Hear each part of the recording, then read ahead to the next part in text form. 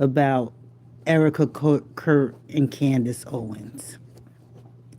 And people really don't listen.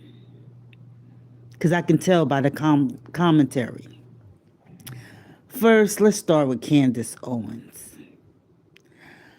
See, when we, this is the trauma of growing up in a predominantly white environment where parents didn't do a good job of building self-esteem in a child.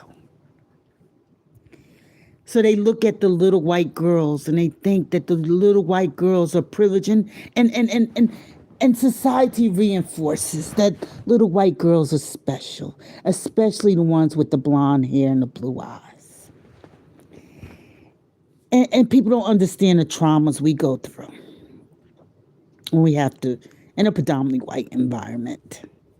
She gets to high school, she's bullied, she sues. These scars don't go away. They don't disappear. And if you don't deal with them, they will consume your life. Candace got around some white folks. She met Charlie.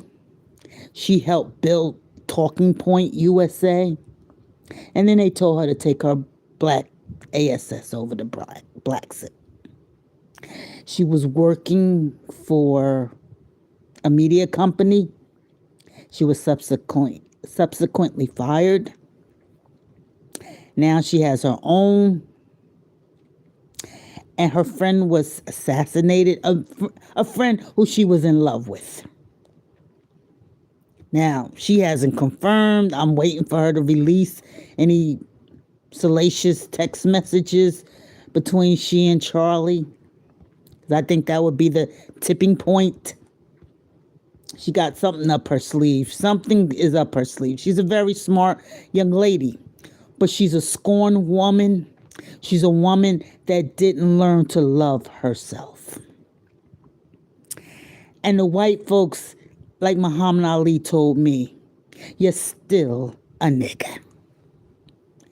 In their paradigm, have they had things set up, you're still a nigga. Yes, she loved Charlie. She about the only one, it seems to be, crying over Charlie's assassination. Now let's go to Erika Kirk. Erika just watched her husband's head get blown off, you know? And I don't know who's putting the pressure on her, but they're forcing her to go around to keep the money going, using her as a grieving widow. They don't care nothing about Erika, because if they cared about her, they wouldn't have her going around here fighting these fires by herself. You know, they wouldn't have her out here going from state to state. She would be home with her children grieving over her husband.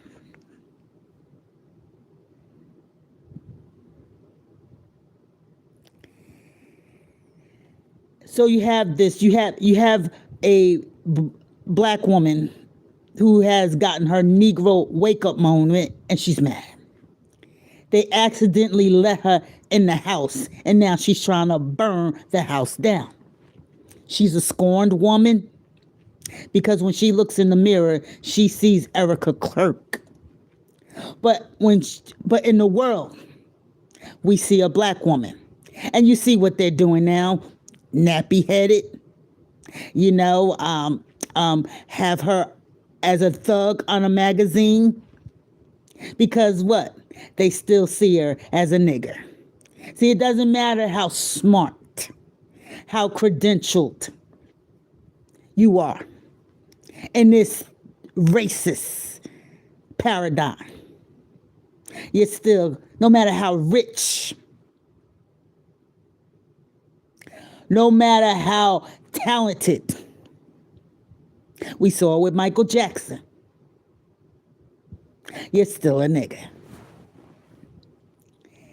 You're still a nigga. And for some of us, it's very hard to accept. Other of us said, okay, I'll be a good nigga then.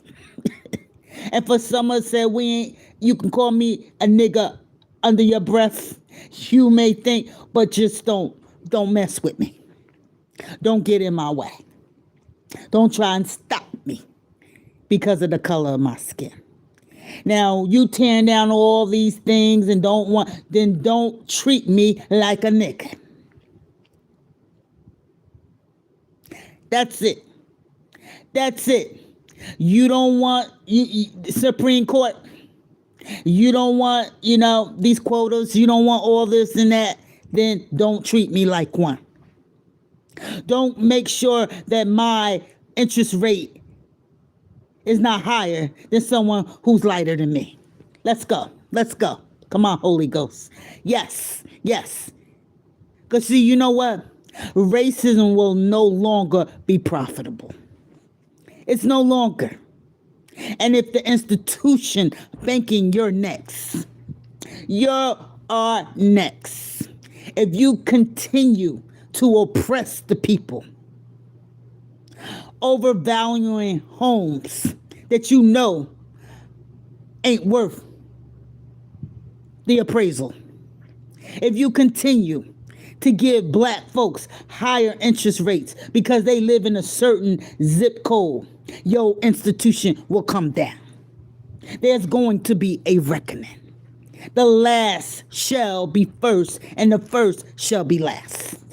And there's nothing, no man, no woman, no child, no animal could do about it.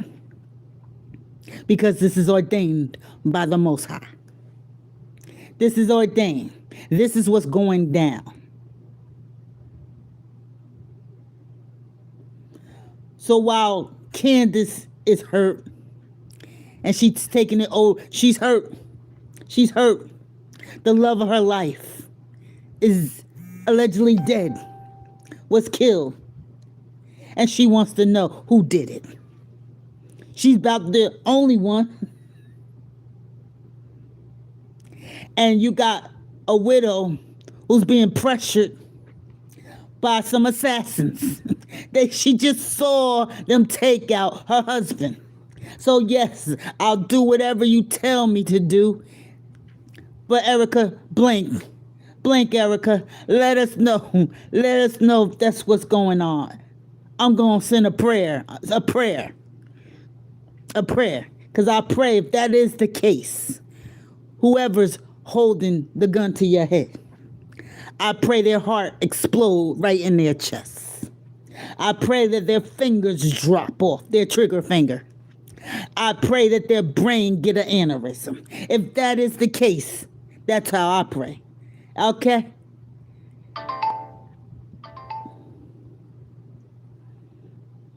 Nah, we not blessing the devils. No, we're not going to bless the devils like we've been doing, like toxic Christianity tells you to.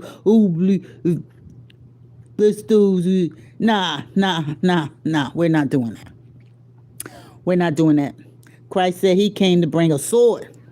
He came to separate the wheat from the tare. Nah, that Christianity that keep us bent over. Nah, I'm not one. Don't call me a Christian. I'm a believer. I'm a disciple. I believe there's a time and a place for everything. Everything. There's a time to speak, and then there's a time to be silent. There's a time to be peaceful, then there's time to go to war. We don't wrestle with flesh and blood only, but spiritual wickedness in high places. Oh, it's all coming down. It's all crumbling. It's all crumbling down. Everything's being exposed. I'm done.